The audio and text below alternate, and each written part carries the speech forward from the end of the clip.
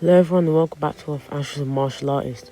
Before I get into the story, you can see that I've changed the art of Ash. I've taken off the cap and kind of edited how he looks. Yeah, because I felt like this looks way more cooler than the original art that I made. Anyway, now, after beating Silver, Ash would heal his Pokemon, make his way into Lex Forest. He would find a shiny Tyrogue, as he would then use Toxicroak to battle it. He would use Brick Break, which would quickly be dodged by the Tyrogue, as he would then use a high jump kick on Toxicroak. Toxicroak would then hit it with a poison jab, which would knock it down, as it would then get caught by Ash, and Ash would decide to deposit his Hariyama for the Tyrogue, as Hariyama hadn't really been doing much recently. As he would return his Toxicroak and he'd make his way into Goldenrod City, he would go and battle Whitney, who has one of the most despicable Pokemon of all time, Miltank. She'd use her in the arena and Ash would use Tyrogue. Tyrogue would quickly use a fake out, which would flinch Nidorina, as it would then use a bullet punch for a decent chunk of damage. Nidorina would then respond with a sludge bomb, as Tyrogue would then finish it off with a high jump kick, as Whitney would then send out her Miltank, as Miltank would go for a rollout, but Ash had thought of a counter for Miltank, as he would then use bullet punch to stop the rollout in his tracks, and he would use Tyrogue's immense strength to lift up Miltank and punch it into the air with bullet punch, as he would then use a high jump kick and hit Miltank for a lot of damage, which would do a critical hit and would knock it out. And Whitney would then give Ash the badge, as she'd be shocked by how Ash beat her Miltank. Let me explain how this happened. So Ash, being a martial artist and having been in the dojo, has probably done some sparring with much bigger and heavier opponents.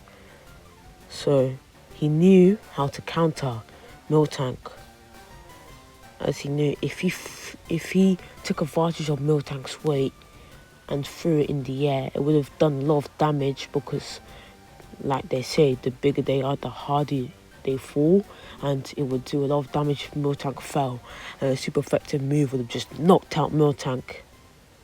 So that was the logic Ash used, as he would then make his way into Route 35 or something, and on the route he would encounter the Wiggly Tree, aka Sudowoodo.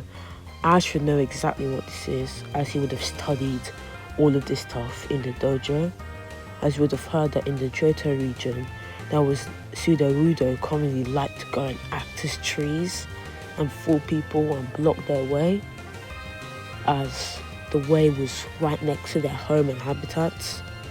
But this wasn't going to stop Ash from going to Equity City, so he'd send out his Poliwrath, who would blast it with a Hydro Pump.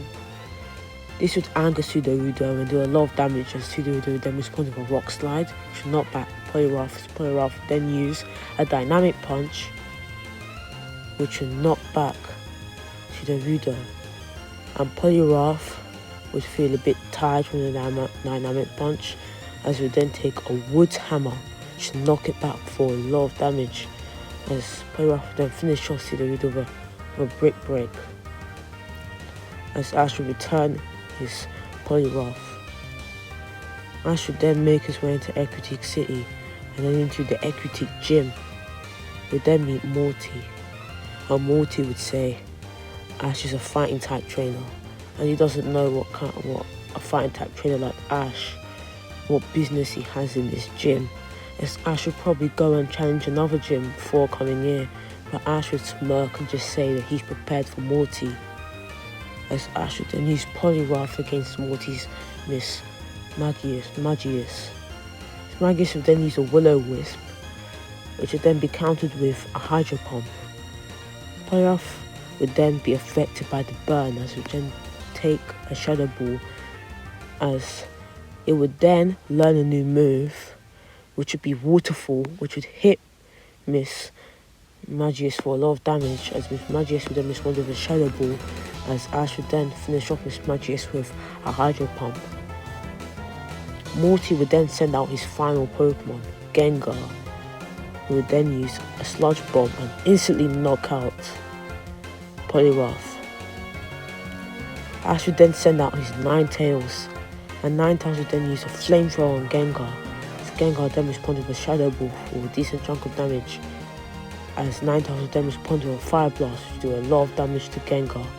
Both Pokemon would then get back into position, and Morty would reveal his Keystone, and Ash would immediately know what this is, as he'd heard that there was some weird phenomenon that could transcend a Pokemon's limits depending on the bond between the trainer and the Pokemon.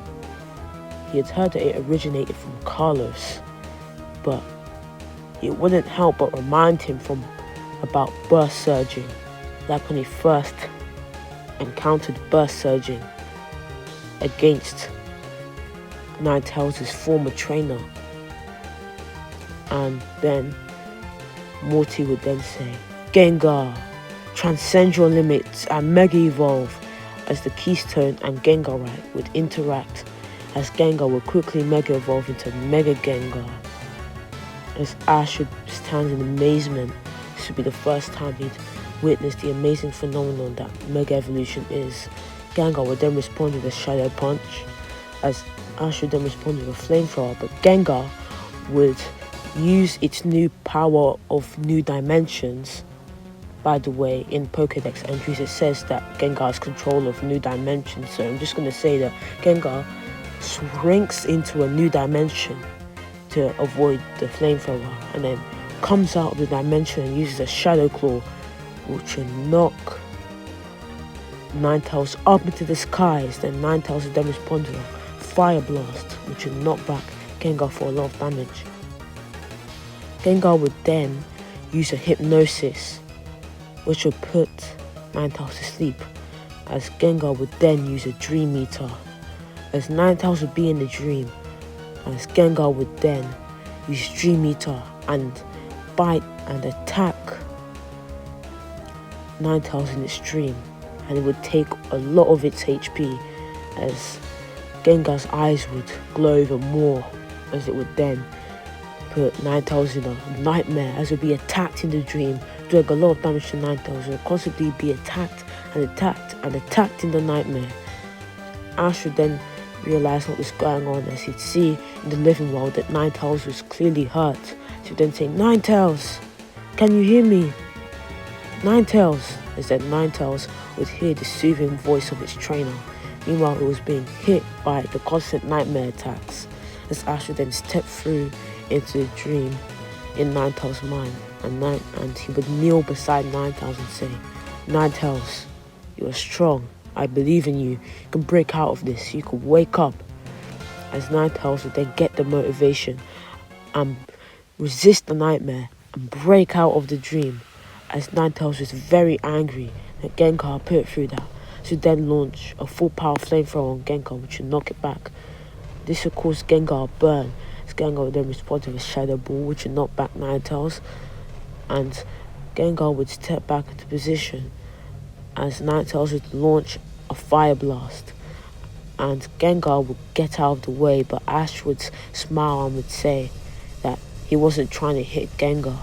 As then he called for Ninetales to use Giga Impact on the Flamethrower, as the Flamethrower would cover the Giga Impact and envelop it, as the Giga Impact would turn from a normal type move into a fire type move, as it was encased in a Fire Blast.